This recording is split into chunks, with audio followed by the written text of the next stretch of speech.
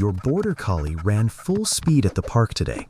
Ears back, body low, eyes locked on the ball. And you thought, good, they're burning it off.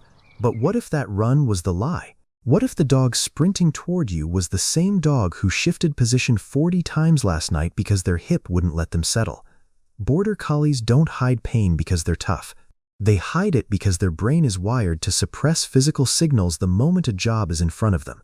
200 years of selective breeding created a dog whose dopamine system floods on task, physically muting discomfort so the work can continue. A dog that limped on the hillside got pulled from the flock.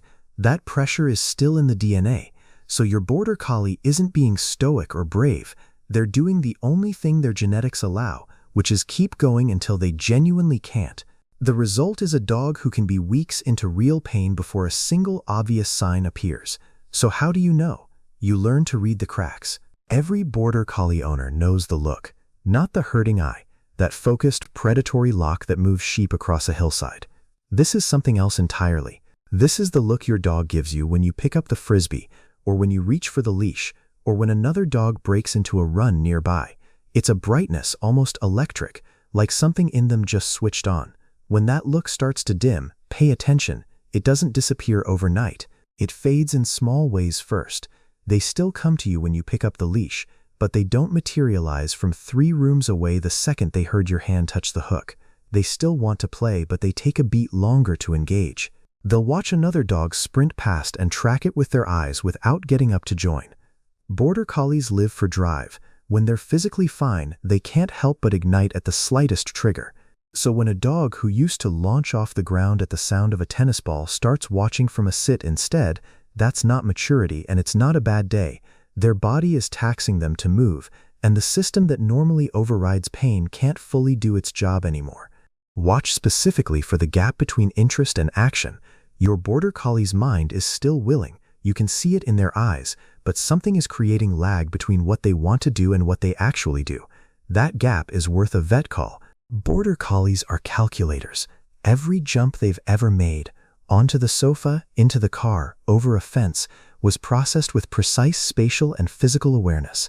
They don't misjudge, they don't flail. They land exactly where they plan to land every time. So when your Border Collie stops at the edge of the car boot and takes a half-second longer than they used to, notice that. When they approach the sofa, pause, and then sit down next to it instead of getting on, notice that too. That pause isn't uncertainty. It's a dog running a fast cost calculation and deciding the pain on the other side isn't worth it right now. Watch for asymmetric sitting. One hip slightly tucked to the side rather than square. Watch for the way they lower themselves to the floor in stages, almost staged, instead of the easy fluid drop of a comfortable dog. Watch for that first 3 or 4 steps after a nap, when they're stiff in a way that fades after they've been moving for a minute. Dogs in pain warm up just like injured athletes do, and that brief window of stiffness after rest is easy to miss because it disappears so fast. The practical test here is simple. Place a low step next to wherever they're hesitating. If they use it immediately and without thought, you've found something worth investigating. The hurting eye is one of the most recognizable things about this breed. That fixed, unblinking, almost eerie lock that a Border Collie gets when something has their full attention. It's purposeful and controlled, and when it's working the way it should, it's striking to watch. Pain changes it in a way that's hard to describe until you've seen it. The focus becomes slightly broken, not absent. Your Border Collie is still watching, still tracking, but there's a quality to it that's looser, like they're splitting attention between what's in front of them and something internal they're trying to manage. You might notice they break focus faster than they used to. A dog who could hold their eye on a moving target for minutes at a stretch starts glancing away, resetting, looking back. Chronic discomfort pulls cognitive resources, and in a Border Collie, a dog whose entire identity is built on sustained, precise attention, that pull shows up in the quality of their gaze before it shows up anywhere else. A healthy Border Collie in deep sleep is almost unnervingly still, muscles loose, breathing slow, body dropped in one position for long stretches. It's actually one of the few times this breed fully powers down, and when it happens, it's obvious. A Border Collie in pain can't get there. They change position every 10 or 15 minutes. They stand up, circle, lie back down. They move from the bed to the cold tile and back. You'll hear them at 2 a.m., not a bark, not a whimper, just the soft sound of a dog shifting again, unable to find anywhere that doesn't cost them something. What makes this sign easy to miss is that it happens when you're asleep too, and when your dog greets you in the morning tail wagging, the night is already forgotten, by you, not by them. They've been managing discomfort for hours, and now the drive system is back online and covering it. Listen specifically for the long exhale after they settle, not the contented sigh of a dog dropping into rest, but something heavier, resigned, the sound of a dog who just tried a new position and found it wasn't much better than the last one. If your Border Collie is shifting more than 4 or 5 times in the hour after you've both gone quiet, that's not restlessness. That's a dog spending the night managing something they won't show you in daylight. Border Collies are not naturally obsessive groomers. They're working dogs, not cats, and routine self-cleaning isn't high on their priority list.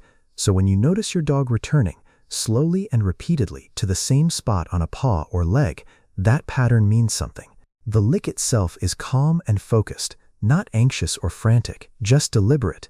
They'll stop, do something else, and come back to it an hour later. Same spot, same quiet focus. This is the nervous system doing what it can to manage a signal the brain's drive chemistry can no longer fully suppress. The detail that matters most here, the lick site isn't always the pain site. Pain travels. A sore knee frequently shows up as a licked paw because that's where the signal lands at the surface. A hip issue can produce licking along the lower back or inner thigh. So don't just treat the spot they're focused on. Tell your vet exactly where it is, how often it happens, and how long it's been going on. That location, combined with the pattern, gives a trained eye more information than you might expect. If the skin under the lick site has gone pink, slightly wet, or the fur is thinning, the behavior has been happening longer than you've been noticing it. That's the timeline worth sharing. This one tends to hurt owners the most to recognize because it feels personal. Your Border Collie, the dog who has tracked your every movement for years, who follows you from room to room, who needs to know where you are at all times, starts choosing to be somewhere else. They're not aggressive, they're just less present. They might move to another room when things get loud. They might not follow you to the kitchen the way they always have. At the park, instead of managing the social dynamic the way they usually do, they hang back, watch from a distance, let things happen without intervening. For a breed whose entire psychological identity is built around being involved, withdrawal is significant. What's happening is that pain raises the threshold for everything. Things that were manageable, a child running past, a dog jumping up, even your hand reaching toward their back, now require active tolerance rather than automatic acceptance. They're not in a bad mood. They're spending cognitive and physical resources on managing discomfort, and there's less left over for everything else. If your Border Collie flinches, ducks, or quietly moves away when you touch an area they used to enjoy being stroked, don't pull back and leave them alone. Note the spot. Note how consistently they avoid it. That's the exact information your vet needs.